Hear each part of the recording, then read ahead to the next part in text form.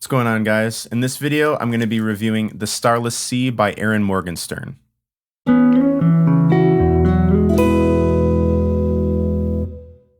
So this book's going to be a little bit less structured, a little less scripted, because I have a lot of thoughts on this book, and I have a feeling that me just being able to get them out is going to make it a little bit more easier rather than having something that's more on my scripted side. So at its core, The Starless Sea is about, it follows Zachary Ezra Rollins. He's a college student who is studying to be like a video game designer.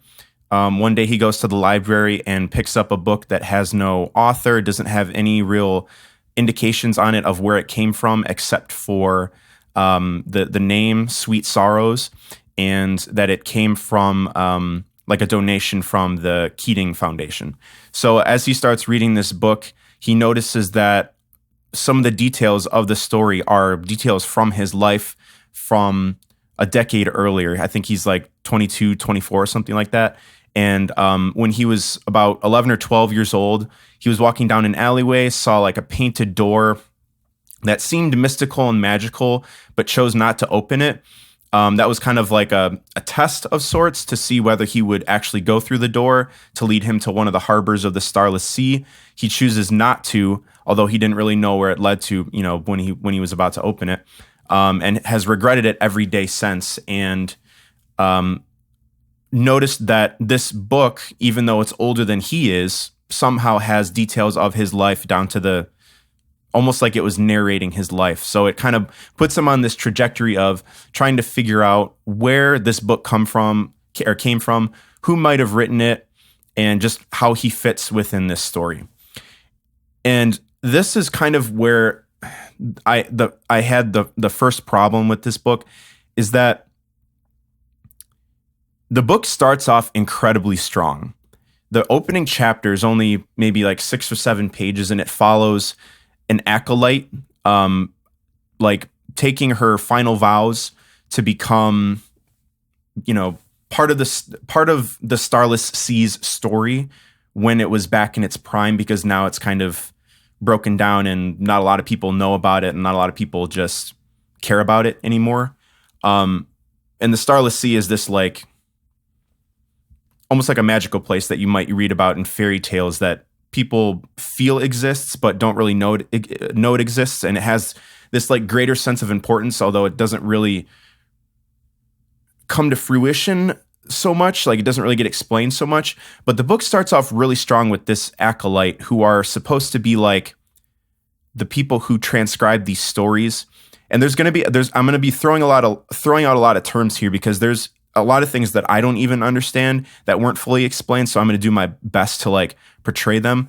Stories like similar to like Zachary's story, where it's just in a book, and it's almost like these stories are just out there in the ether, and then people just feel them and they feel the need to write them down. And then the Starless Sea is almost like a harbor for all these stories with, you know, thousands of books and other people's stories, right?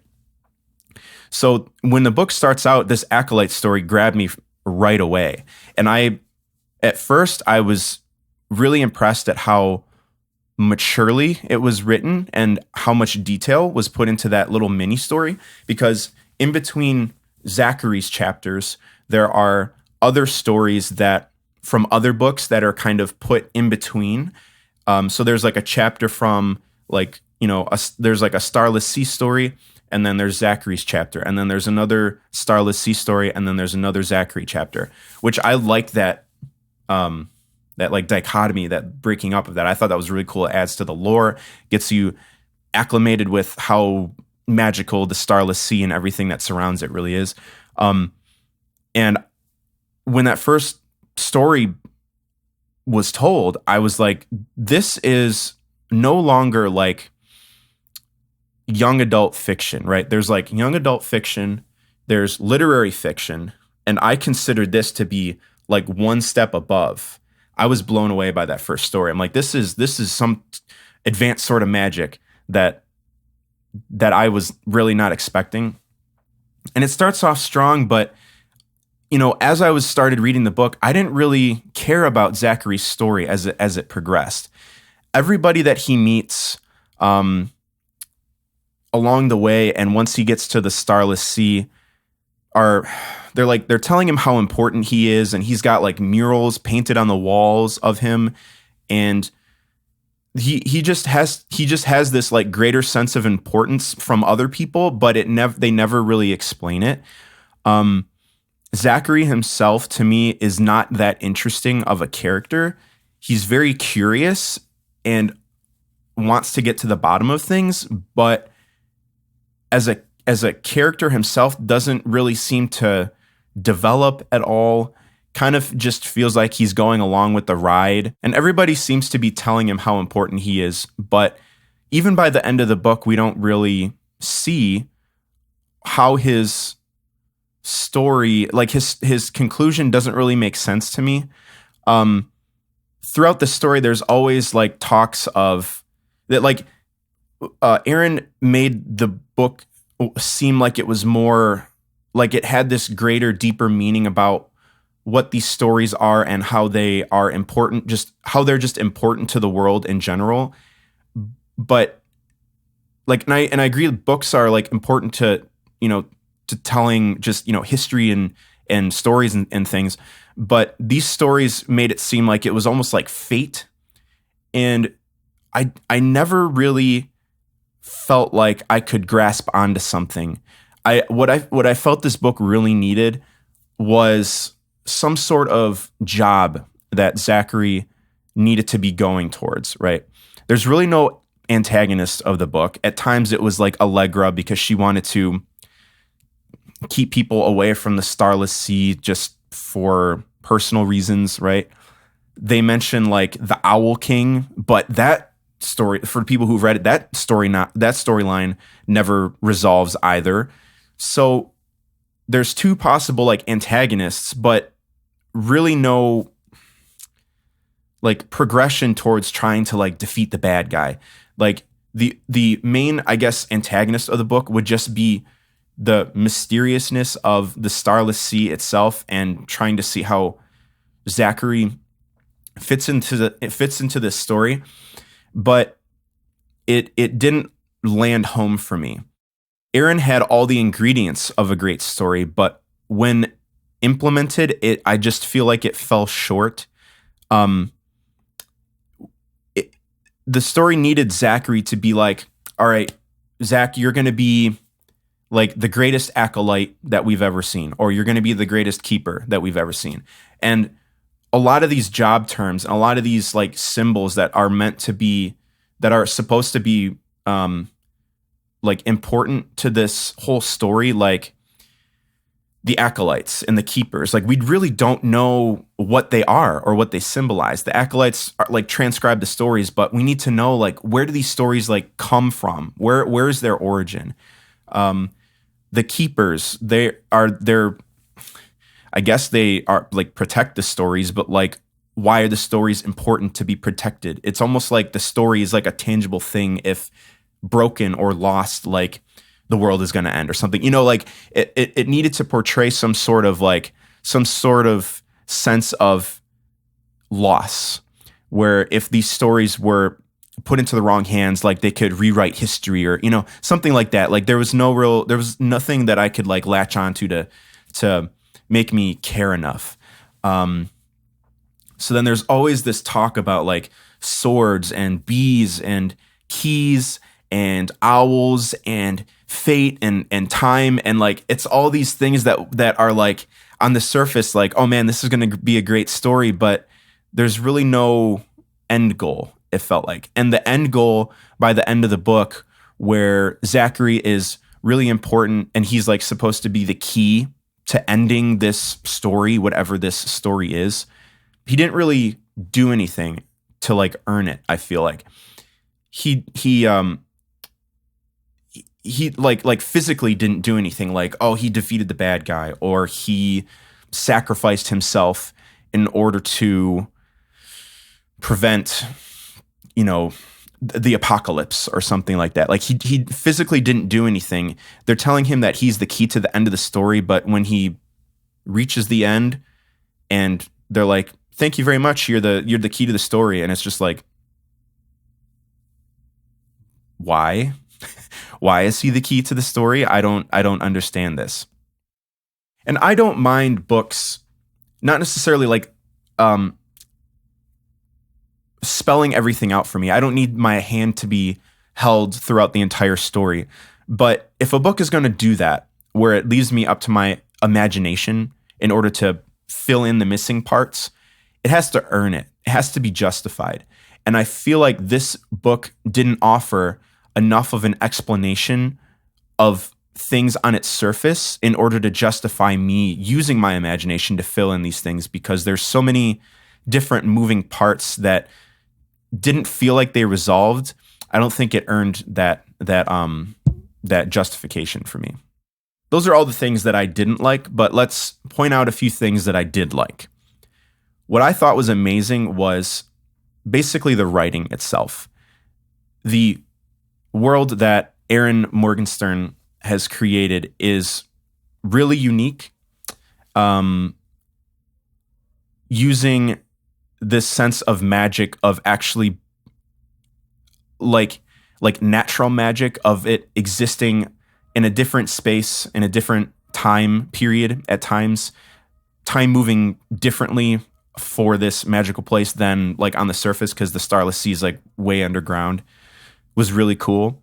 The idea that the idea of storing other people's stories and making them feel like they're a part of something greater is really cool. So that's like the story. And then the actual writing, like I mentioned earlier, is really mature, above like a young adult status. Like I said, like one step above young adult, but not quite like classic literature.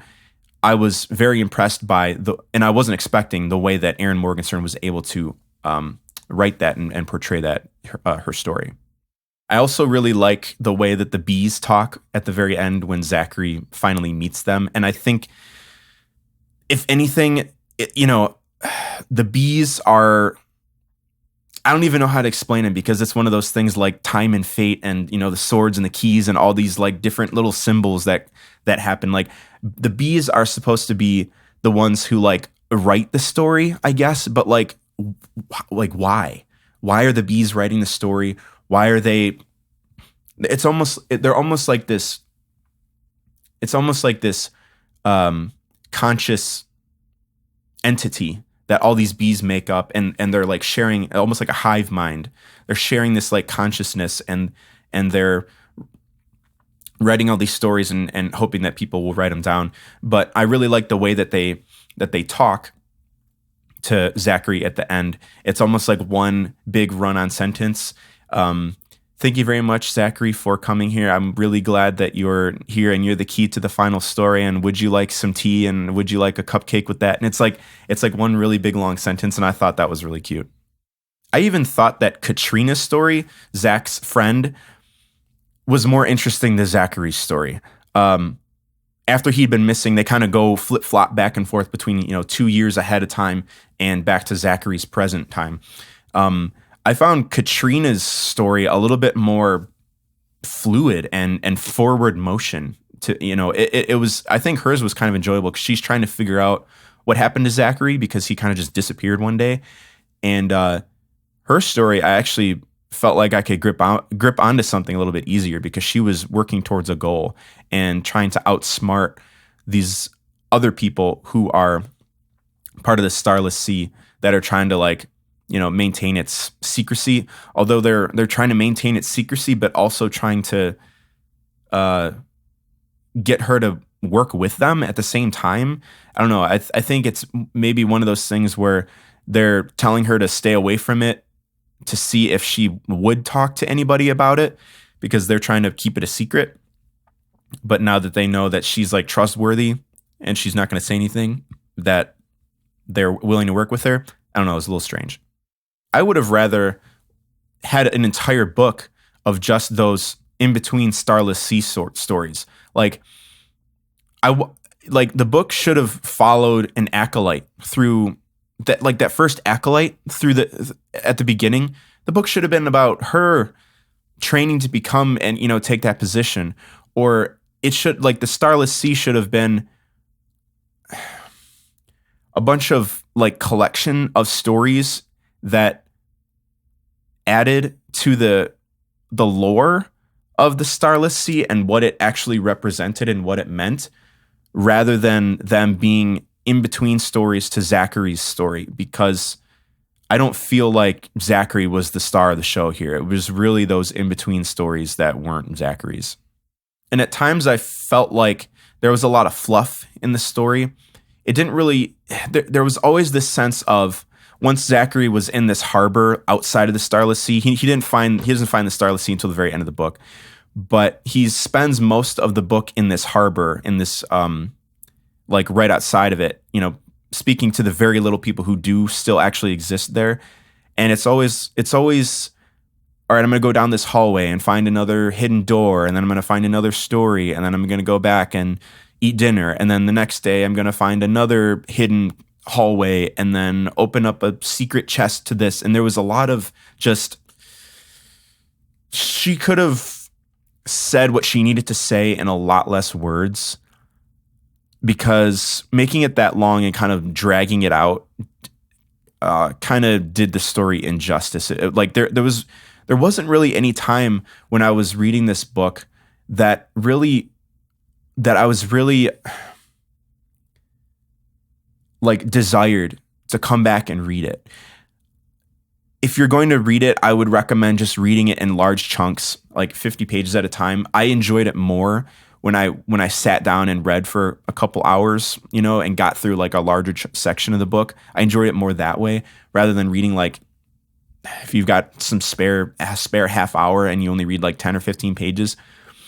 Like, I just didn't enjoy it like that. I would recommend reading it in larger chunks. So overall, I think the best part of this book would be the in-between stories of the actual Starless Sea, the characters themselves, like Zachary, Dorian, Mirabelle's pretty cool. I like Mirabelle. And Rhyme is kind of cool too. I didn't really care too much about them, because I just didn't see the end result and of how all the characters fit together. The writing itself is fantastic. Erin Morgenstern has a great imagination. But overall, I think I'm going to have to give this book a 3 out of 5. I was really, really going back and forth between a 2 and a 3. At times, the writing was a little frustrating. Well, somewhat frustrating to read. But I don't think it deserved a 2. I don't give half scores, but if anything, it would probably be like a 2.5, I would say, because 3, I've given other books 3s, and I kind of enjoyed those books more. Although I can't really judge, I guess, 2 books that are completely different on their scores, because one gets a 3, another one gets a 3. I'm always going to prefer one over the other, I guess. But 3 out of 5. I can't really recommend reading this one. I think it's average, but, you know, see for yourself if you're an Erin Morgenstern fan. I think this is only her second novel, to be honest with you. It's the first one that I've read. I'd heard about The Night Circus before, and I actually picked that one up before I was finished reading this one, because I just saw it for $5 on like a used bookshelf, and I was like, all right, maybe, you know, that one got her fame. So I know I'm going to read The Night Circus. Hopefully that one might resonate a little bit more rather than this one. But, you know, if you're an Erin Morgenstern fan, pick it up, read it, and then tell me what you think about it. So thanks so much for watching, guys. I'll see you guys in the next book review video. Peace.